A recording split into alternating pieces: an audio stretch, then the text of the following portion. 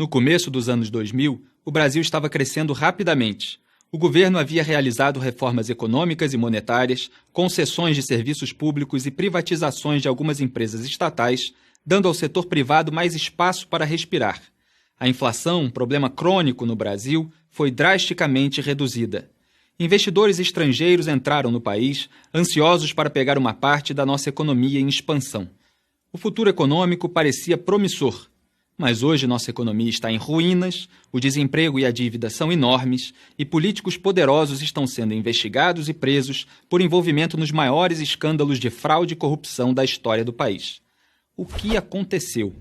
Em 2002, um político socialista chamado Lula da Silva concorreu à presidência. Ele era um socialista, mas posou como um tipo moderno e legal de socialista.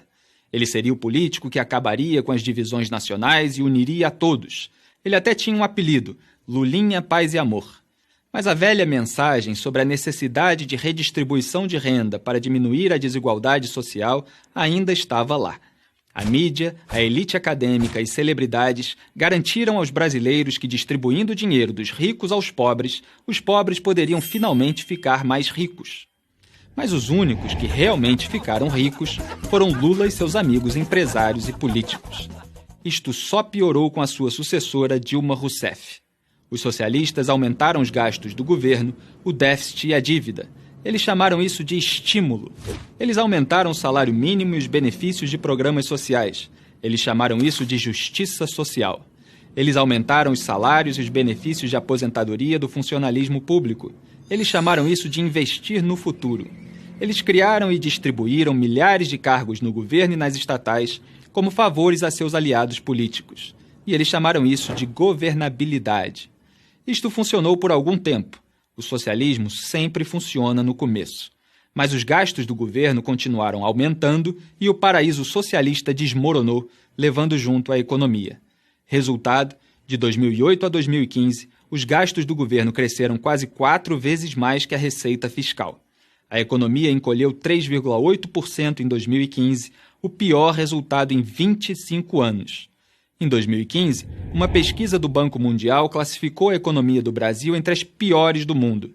Entre 189 países, ficamos na posição 174 em termos de facilidade para abrir um negócio, 130 em registrar uma propriedade com o governo e 178 na simplicidade de pagar impostos. Econômica e moralmente, os quase 15 anos de políticas socialistas fizeram muito mal ao Brasil. Nós também continuamos entre os líderes mundiais em homicídio e roubo e estamos nos últimos lugares entre as nações industrializadas em termos de educação e serviços de saúde.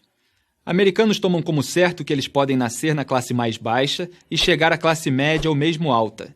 Muitos brasileiros tomam como certo que não podem. Mas finalmente algumas coisas estão começando a mudar. Talvez haja motivo para ter esperança. Hoje, mais e mais brasileiros veem que o capitalismo e o governo limitado são o único caminho a seguir. Felizmente para o Brasil, tribunais federais tornaram Lula réu em vários processos por corrupção, participação em organização criminosa, tráfico de influência, lavagem de dinheiro e obstrução da justiça. Os procuradores disseram que Lula montou e comandou uma propinocracia. Dilma, que herdou esta propinocracia, sofreu o impeachment anos depois por falsificar as contas do governo e usar ilegalmente dinheiro de bancos estatais para financiá-lo.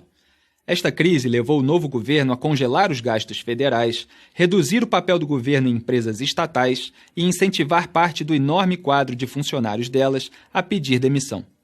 Ninguém sabe se essas medidas básicas serão suficientes para resgatar o Brasil economicamente. Honestamente, os danos foram tão grandes que talvez levem décadas para o país se recuperar. Mas se conseguirmos, não será o socialismo que irá nos salvar.